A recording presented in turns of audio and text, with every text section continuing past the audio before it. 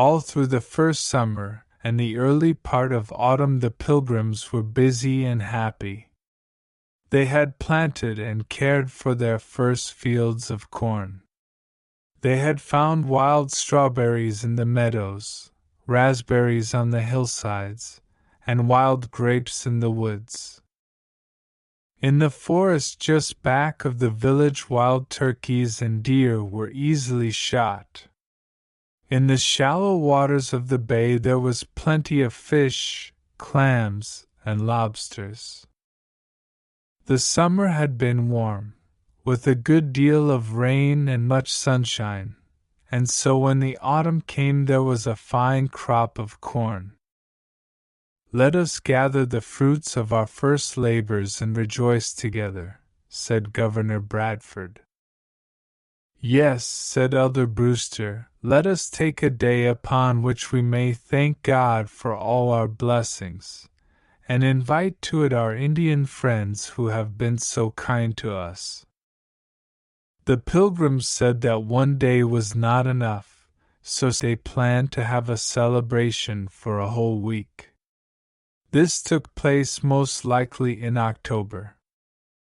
The great Indian chief, Massasoit, came with 90 of his bravest warriors, all gaily dressed in deerskins, feathers, and foxtails, with their faces smeared with red, white, and yellow paint. As a sign of rank, Massasoit wore round his neck a string of bones and a bag of tobacco. In his belt he carried a long knife. His face was painted red, and his hair was so daubed with oil that Governor Bradford said he looked greasily. Now there were only 11 buildings in the whole of Plymouth village, 4 log storehouses and 7 little log dwelling houses, so the Indian guests ate and slept out of doors. This was no matter, for it was one of those warm weeks in the season we call Indian summer.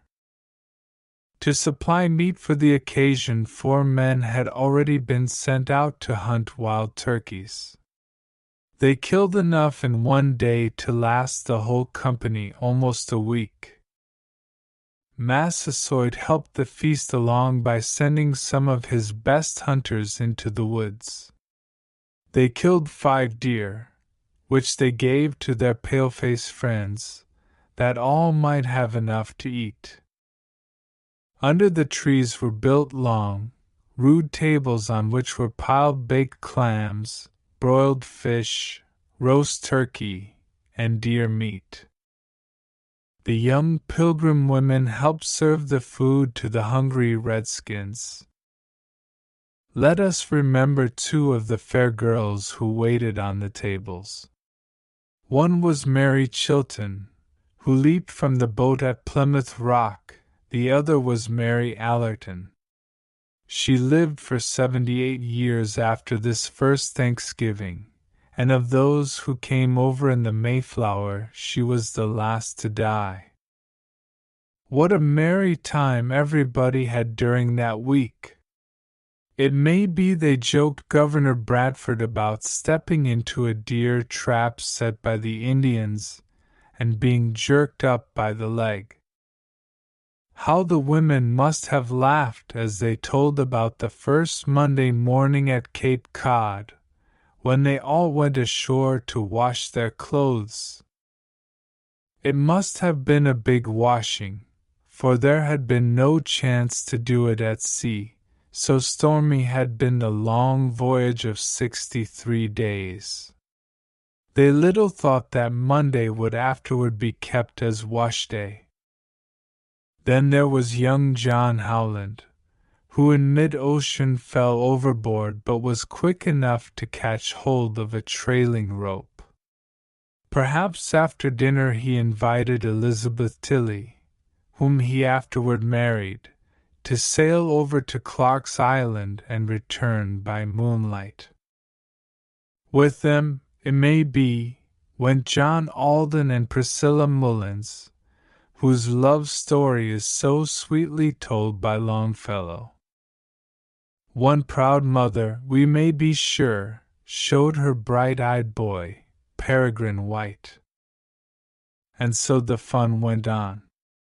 In the daytime the young men ran races, played games, and had a shooting match. Every night the Indians sang and danced for their friends, and to make things still more lively they gave every now and then a shrill war whoop that made the woods echo in the still night air. The Indians had already learned to love and fear Captain Miles Standish. Some of them called him Boiling Water because he was easily made angry.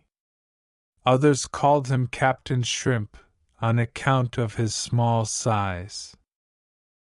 Every morning the shrewd captain put on his armor and paraded his little company of a dozen or more soldiers.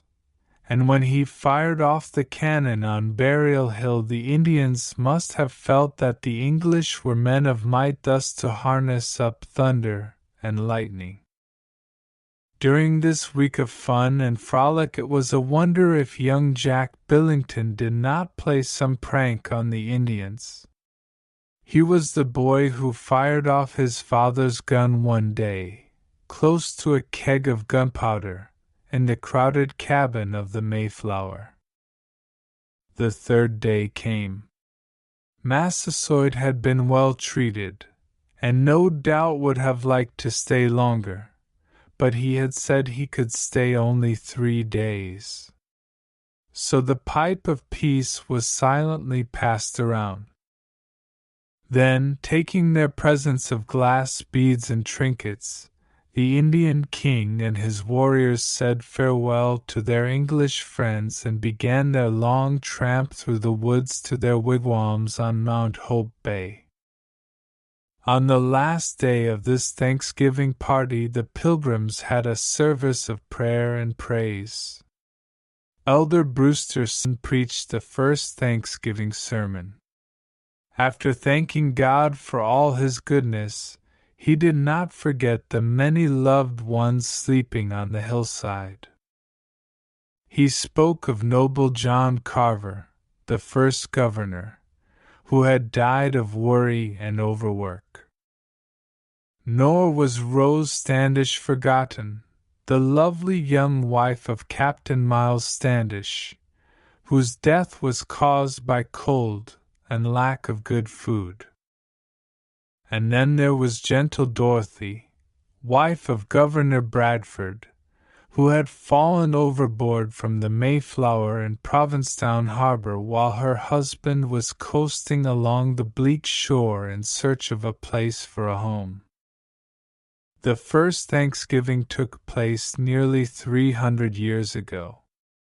Since that time, almost without interruption, Thanksgiving has been kept by the people of New England as the great family festival of the year. At this time children and grandchildren return to the old home, the long table is spread, and brothers and sisters, separated often by many miles, again sit side by side. Today Thanksgiving is observed in nearly all the states of the Union, a season of sweet and blessed memories.